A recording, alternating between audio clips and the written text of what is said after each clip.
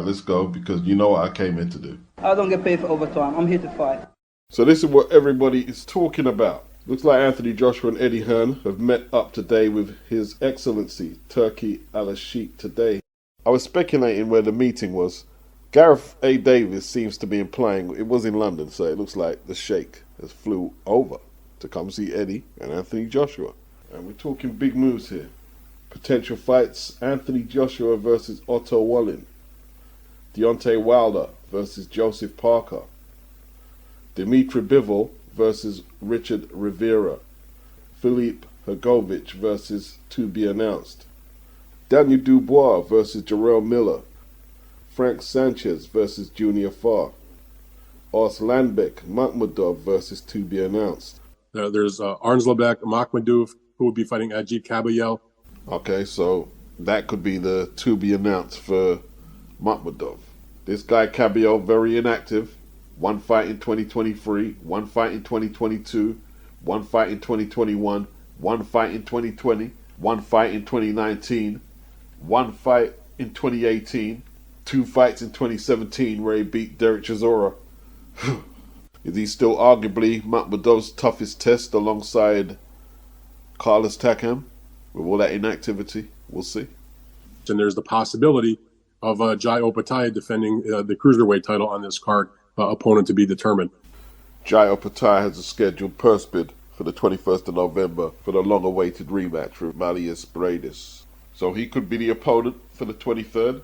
They were saying it could be Richard Riakporhe, but, old clever Benchalon pulled him out of that purse bid earlier this year, and he won't be eligible as a mandatory until February. And I don't think Bradis is willing to step aside to let Riakporhe take the fight. I don't think Riakporhe or Benchalon want the fight anyway. That's my opinion.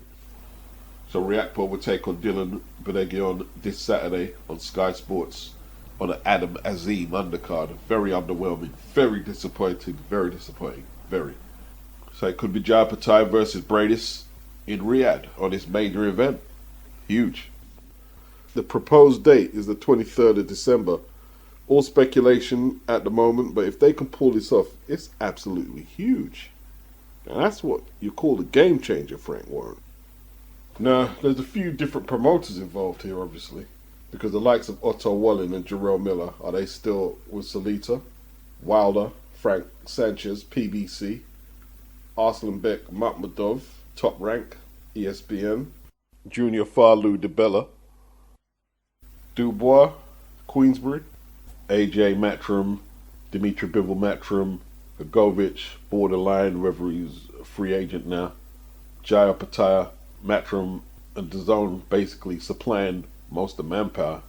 But let's keep it real, the Sheikh flew over to London to see Hearn and Joshua, not Wilder and Heyman. So Eddie Hearn is going to be the face of the promotion.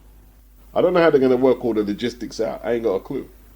Somebody was bragging today that, oh, look at AJ fighting on a Frank Warren undercard. I don't think this is going to be a Frank Warren undercard.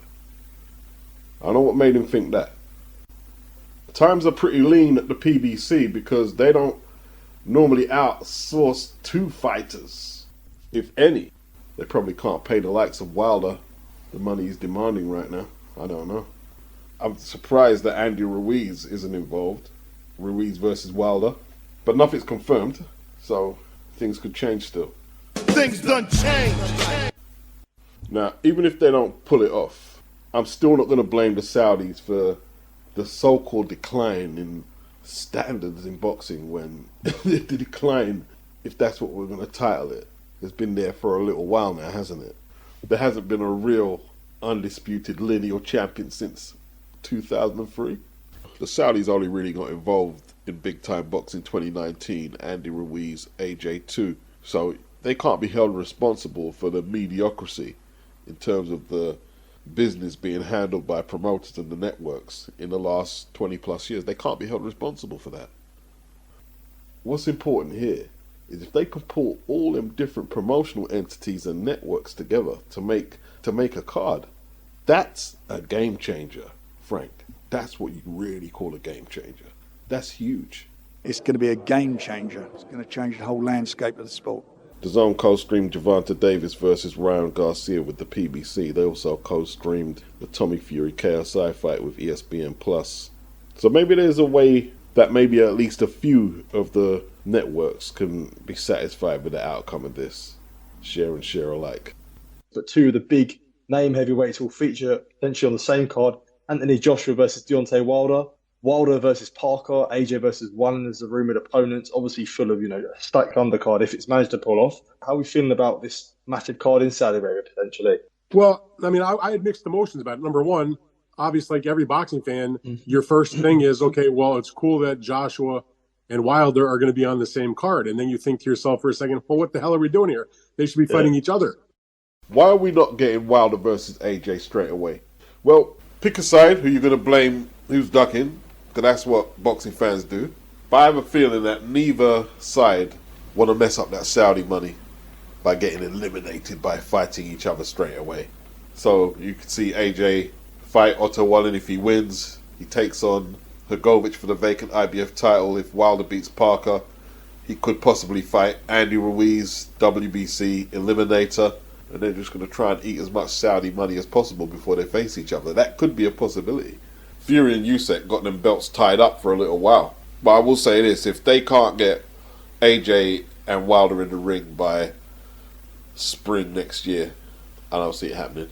Everyone's looking at Wilder and Joshua, but Jarrell Miller versus Daniel Dubois is very interesting. Like, Daniel's basically fighting to stay in the good graces of Frank Warren after he, let's just say, decided not to continue against USYK.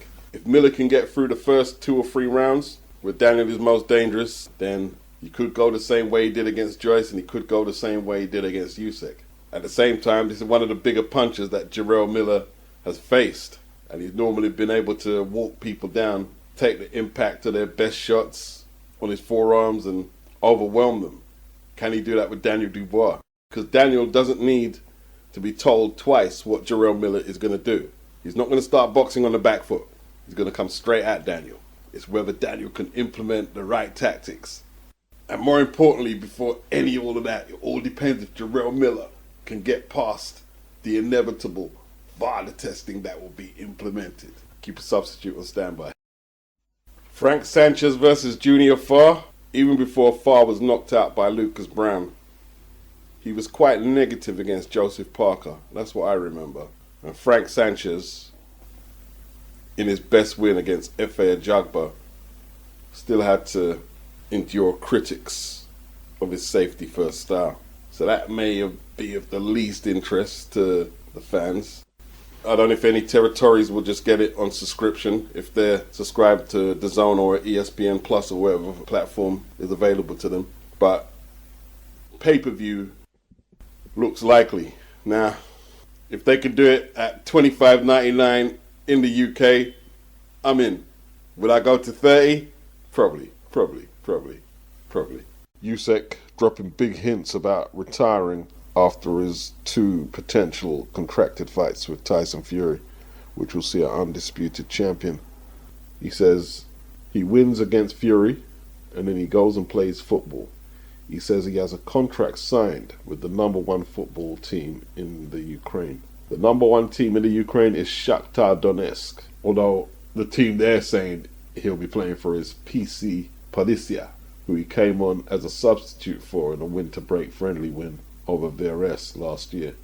Now, if he can complete the double over Fury, retiring would be wise, because the heavyweight fights are not going to get any easier. You know what I mean? Everybody's twigged that the body shots could be the kryptonite. If Fury spoils them plans, it might not be so easy to walk away. 1 fight in 26 months for Shakur Stevenson. 1 fight. Why? How? Same story with his opponent, the Santos. Same story. They're fighting on Thursday. Haven't seen a world title fight in America on a weekday for ages. I don't want to say how far back, but way back into time. Now, the Santos is a big puncher, big right hooker, but he won't be able to load up the way he did against Venezuela against Shakur Stevenson. That's why he's saying he hopes Shakur tries to knock him out. If Shakur stays with his boxing, he should pick up that WBC lightweight title. What if Shakur was to get clipped? What kind of chin does he have? Not that he wants to test it out. There's rumours that Liam Paro, Australian light welter, had him on the canvas in a sparring session. I don't know how hurt Shakur was. Some people are saying he was knocked out. Some say it wasn't that bad. It's sparring at the end of the day, you know what I mean? We get good rounds in. But mark my words, I belong at this level and I mix it with the top level. I can say that much confidently. Yeah, no, it's good work and I appreciate the work with him. There's a good camp to work with, but yeah, I belong at that level. Paro pretty much keeping tight-lipped about the whole situation, like he knows something. You can keep it. That be our little secret.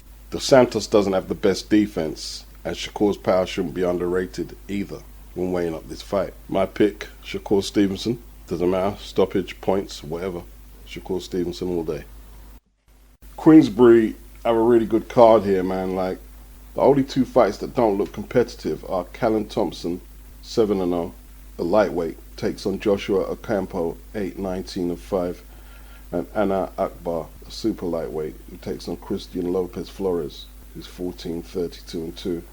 But after that, you've got Solomon Dakers, 7-0. He's left Matchroom recently, headed over to Queensbury. He defends his English heavyweight title against Michael Webster from Middlesbrough. Michael's 9-0, 6 inside the distance. Solomon is 7-0, 2 inside the distance. Haven't heard much about Michael Webster. I just went on Sporting Icons page and he was doing some commentary and filming on his last fight.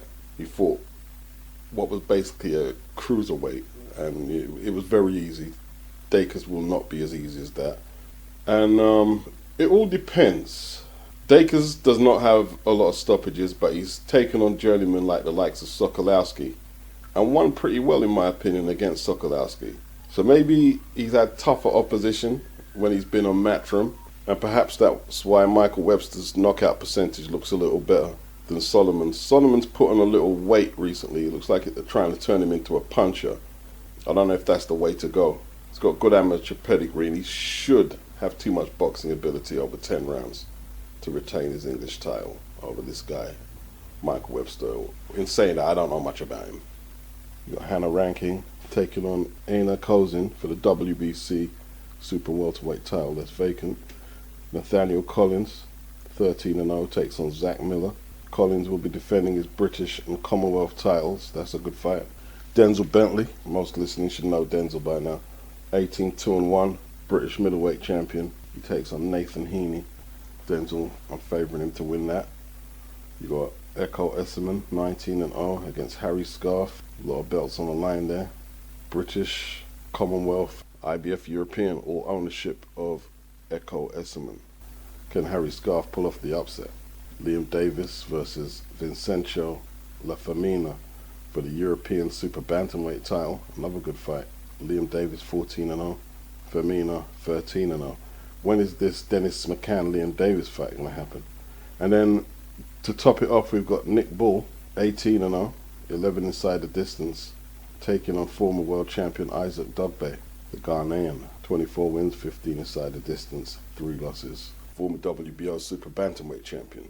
All depends what Isaac has left in the tank. He lost his last fight to Robesi Ramirez, the Cuban, for the vacant WBO featherweight title. He put up a solid effort though, clearly beaten.